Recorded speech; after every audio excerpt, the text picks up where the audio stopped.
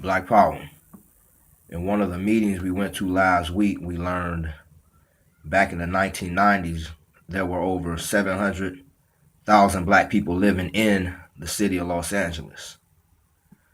According to a count that was taken last year, supposedly, right now there's only over 300,000 people living in the city of Los Angeles.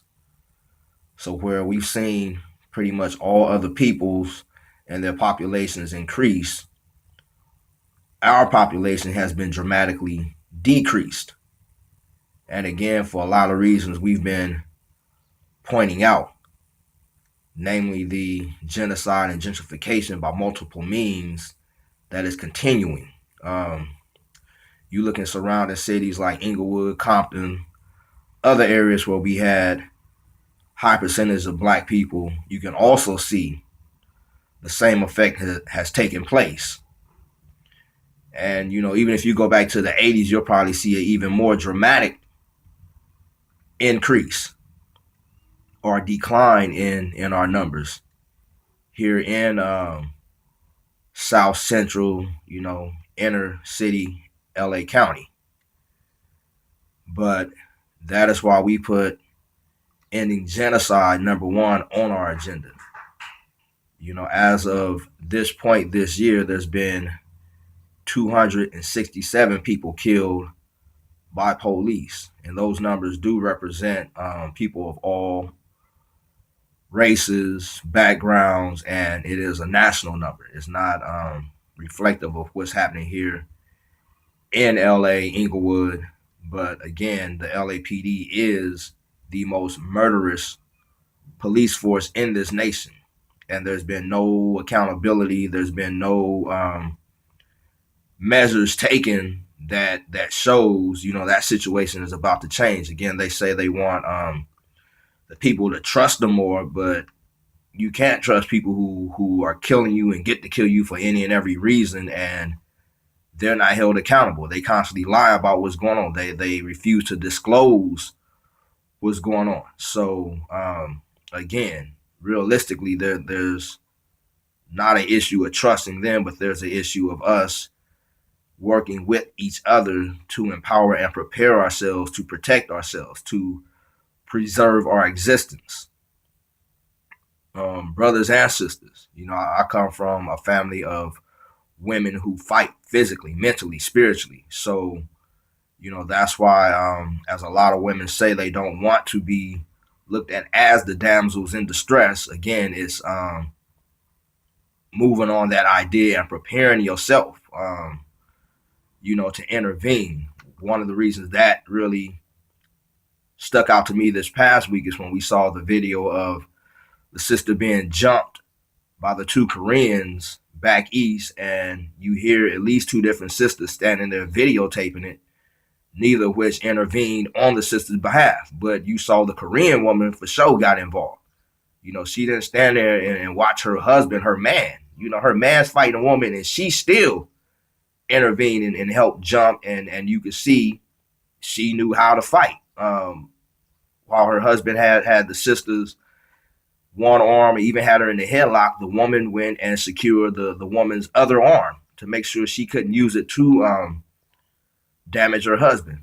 But again, that is where we have to get. We have to get beyond sitting back, watching our people getting taken out, and really start preparing for that as far as the gentrification effects of it.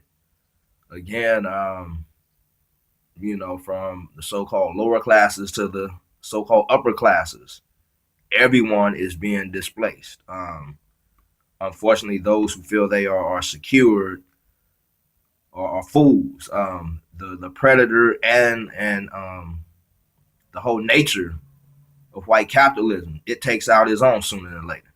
I was watching a documentary on the LA Times called Inventing the City of Los Angeles. It was about the influence the Chandler family, who owned and operated the LA Times for many years, for over a century, had an influence on social, economics, political, everything, geographics that took place in Los Angeles. But their downfall was their predatory nature destroyed each other and ultimately themselves. Again, that's why quite often we compare capitalism, white nationalism to cancer, because cancer preys on an entire body, but ultimately, once it destroys that body, it destroys itself. So again, Negroes who feel they have some type of secure position within this capitalist structure or white nationalist society, idiots. But one of our more obvious answers is the gentrification process pushed a lot of our people out of the city into other areas such as Lancaster, Palmdale, Phoenix, Vegas. So now it would be to do the reverse, reach out to these people, relatives, friends, co-workers who you may work with now who may be staying out in these areas, and try to make arrangements to pull people back, whether it's having them help secure properties or spaces you may have now, or making ventures into securing more spaces. But that is where we are at, right now. In these meetings we went to, there was a lot of talk about Measure HHH and Measure H, the propositions that have been passed to deal with the homeless. But again, these monies supposedly aren't going to be available for a year or more. So with the urgent state that we're in right now, if we wait on those funds, a whole lot more people are going to be up out of here. So again, it's going to be on us. And these are some of the things we are attempting to do. But again, we need more support. We need more people to come out and help us identify, who we have. They say the Leimert Park Village is from Crenshaw Boulevard to 3rd Avenue, from Vernon Avenue to Rodeo. So from there and moving outwards, we really have to identify who we have with us right now and what all we can do ourselves. Because the plan is, like I said, a year plus with these different aid packages supposedly coming will be after the fact, and quite possibly then they'll be helping the bottom of their own, secure those spaces. But right now we have to get in motion. As far as ending prison slavery, this week just took more note that a lot of cities now are starting to put reversal programs in place to help release a lot of folks who have been wrongfully convicted, falsely imprisoned for some decades, some longer. But right now, because of a lot of the pressure that's been taking place, a lot of the pushback, most definitely to the brothers and sisters on those plantations, the various forms of strikes that's been happening, and a lot of support on the outside, that is possibly why a lot of these concessions are potentially being made. But again, it's a whole lot of our people that's been in there for way too long, from the so-called prison wars to the gang wars to one of the cases we really buckled down on was for our brother, our comrade FAYESON, this past week.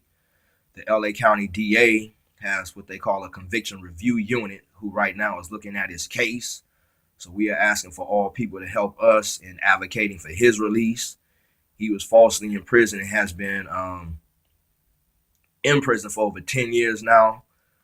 During that time, he's been tortured, thrown in the hole. He's been set up by the guards to get jumped by other inmates. And this is happening to a lot of our people. SIBO, Young Six, many, many, many, many, many, many, many others. So right now, we have to really make that push to liberate our brothers and sisters from these conditions while it's happening, but at the same time keep pushing to better organize to make sure it happens. Again, we don't want to find ourselves in a situation where we get a couple crumbs or minor concessions, and then we lose momentum and it's right back to the agenda that's been upon us. As I was saying earlier, as far as the two Korean shop owners who jumped the sister this past week, now a lot of folks want to target that store specifically. Some folks are targeting what they are part of. It's a chain. a beauty supply. Some folks are just saying we need to start targeting all these beauty supplies, but we need to start shutting down all these businesses that have been profiting off of us for too long, and quite often you don't even see one black employee. Um, Most cases, they've given nothing back to the community, while we have helped other people, secure their living spaces and means of living, and sending their children to school, and buying cars. We have steadily taken losses, and no one has offered any type of aid, real aid or assistance to us. So we have to overstand. We withdraw support from a lot of these businesses, then real soon there will be a lot more businesses available for us to now take advantage of. There sooner or later will be a lot more properties available. But again, with the gentrifying that's happening now, there are other people who also have their sights set on a lot of these spaces. So again, that's why bringing family back, friends back, co-workers or whoever, and securing these spaces as soon